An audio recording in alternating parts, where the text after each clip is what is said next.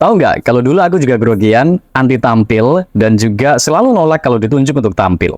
Yang takut ngeblank lah, takut diliatin orang lah, takut dijudge, takut gagal, takut aja pokoknya. Terus kalau sekarang jadi berani tampil, nih, ku kasih tahu cara jadi orang yang berani tampil. Simak sampai habis ya.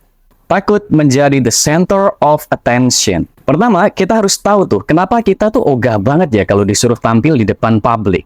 Waktu disuruh menampilkan drama misalnya, atau disuruh ngasih sambutan misalnya. Nah, kan mulai tuh ya, muncul segala pikiran-pikiran negatif yang menyudutkan nyali kita sendiri. Terus mulai deh kamu bilang, aduh, saya nggak bisa, Pak. Jangan saya deh, Pak. Yang lain aja, Pak. Biar saya jadi pemeran pohon aja, Pak. Pernah gitu nggak?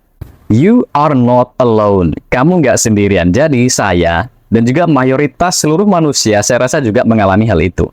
Why? Nah, dengar baik-baik nih. Itu karena salah satu insting kita dia sedang aktif, yaitu insting bertahan hidup, the survival instinct. Jadi setiap manusia dan makhluk hidup lainnya itu punya insting ini. Nah, biasanya insting ini melindungi kita dari situasi yang bisa mengakibatkan kita mati atau dimangsa predator. Nah, cara dia adalah dengan memberikan kita rasa takut dengan hal-hal yang bisa melukai kita dan mengarahkan kita untuk menghindari zona-zona atau situasi yang bisa mengancam keselamatan atau kesehatan kita. Kemudian si insting ini yang biasanya mendeteksi tampil di depan umum itu sebagai ancaman buat kita. Dia membisiki kita, kamu nggak usah tampil di depan umum, ngapain? Kamu tuh sedang baik-baik saja. Nanti kalau kamu buat kesalahan gimana? Kalau kamu ditertawain orang, dihina-hina, dicaci maki orang gimana? Kamu mau? Nanti hidupmu jadi nggak baik-baik saja loh.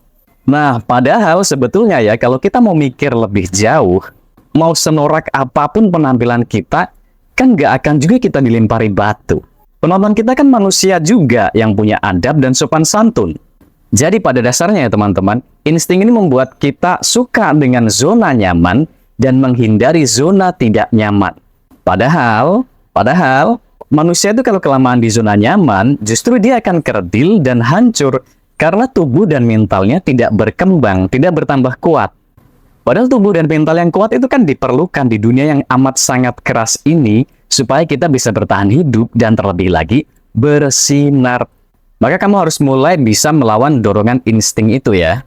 Kamu harus mulai bersahabat dengan zona-zona tidak nyaman. Mulainya dari mana? Bisa kamu mulai dengan mencoba tampil di depan. Ingat, jangan mengkerdilkan dirimu sendiri dengan pikiran-pikiran negatif yang nanti kalau gagal gimana lah, kalau jelek gimana lah. Emang ada yang jamin kalau penampilanmu nanti bakalan 100% jelek? No, kemungkinannya pasti 50-50 kan? 50%-nya mungkin kamu akan tampil jelek, tapi 50% yang lainnya kan bisa jadi penampilanmu malah bagus kan? Terus kenapa kamu hanya memilih untuk fokus dengan hasil yang jelek?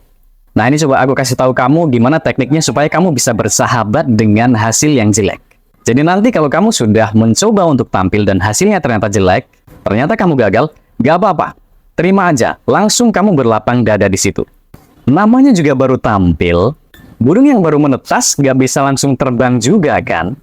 Singa yang baru lahir gak bisa langsung nangkep rusa juga kan? It's completely normal. Ya namanya juga baru tampil gitu. Dan tahu nggak yang lebih gila lagi? Hasil jelek atau kegagalan itu ternyata juga membawa keuntungan buat kamu.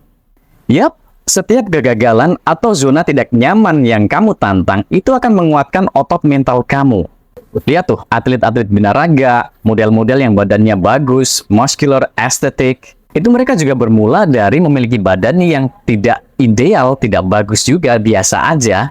Tapi kemudian selama bertahun-tahun mereka melatih badannya dengan mengangkat benda-benda yang berat, dan itu tidak nyaman, merasakan berkali-kali cedera, kemudian menghindari makanan-makanan lezat yang sebenarnya mereka suka. Dan itu juga tidak nyaman. Tapi ujungnya apa? Mereka yang bertahan pada akhirnya berhasil mendapatkan keindahan tubuh yang selama ini mereka impikan dan mereka perjuangkan. Nah, jadi jangan lagi takut dengan gagal, takut dengan tampil jelek ya. Lagian tadi kan masih ada 50% kemungkinan lainnya, yaitu penampilanmu ternyata malah bagus. Setelah dicoba, ternyata saya bagus ya. Ternyata saya spectacular ya. Ternyata saya berbakat di sini. Nah, kalau ternyata penampilan pertama kamu malah bagus, rugi besar nggak kalau tadi kamu nolak untuk tampil?